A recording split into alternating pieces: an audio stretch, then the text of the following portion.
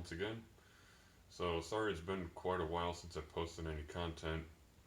I think it's been close to 4 weeks at this point. So I wanted to kind of give you guys an update on where I am and why I haven't posted anything. I've been working on a pretty major project here for my mother, making a table. If this thing will focus, please. It's going to be sort of a memorial table for my brother who was lost in a motorcycle accident 7 years ago this May. And I wanted to, make a table that he would be proud of because he was a far better woodworker than I was, or than I am.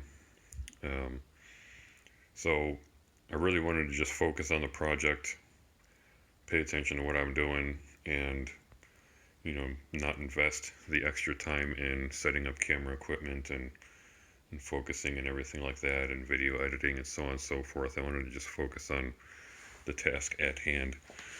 So just a simple overview of it.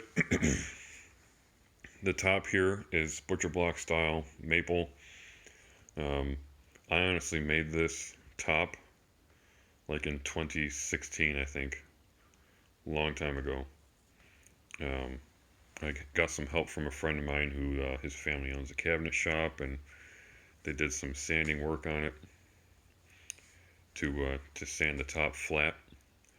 And then from there, the thing basically sat at his shop for a few years until I had, time to maybe take a look at it. Here I am now, and finally have, sort of the skill set that I want. I want to make this thing really high quality to, sort of do justice to my brother. I'm using his tools. And so we're doing hand-cut mortise and tenon joinery. I will eventually do a video on this technique, but honestly, I'm following carbon copy of Rob Cosman's technique. It's Rob, ROBCOSMAN. He's a legendary tool maker and woodworker. He makes, some of his cabinetry is mind-blowing. There'll be drawers that are just right in plain sight, and if the grain and everything, his woodwork is such high precision that you wouldn't even know that there was a drawer there until all of a sudden you push it out. It's pretty amazing. But following his technique, using hand tools only for cutting these out, chisels, a plane to smooth things out afterwards, marking gauges, so on and so forth, and simple saws, and the result speaks for itself. Pretty much not possible here with one hand. Maybe it is. There we go. You kind of get the idea. But it is a very, very nice fit. And once glue is in there, it's going to be an incredibly strong fit. But it is a lot of work. Every one of these mortise holes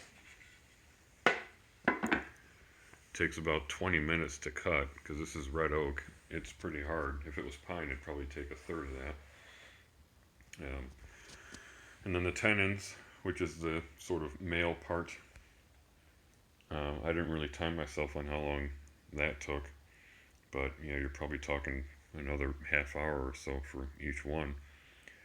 And my mother wants a shelf lower down on the thing, so there's going to be a shelf ballpark around here, and so that's going to be 8 more mortises that I need to chop, and 8 more tenons that I need to cut. So we're talking a considerable amount of time, and so that's kind of why I wanted to just focus on the task at hand and get this thing done, because my mother's already been waiting for quite a while for this table, just because I really didn't think I had the skill set prior to where I am now.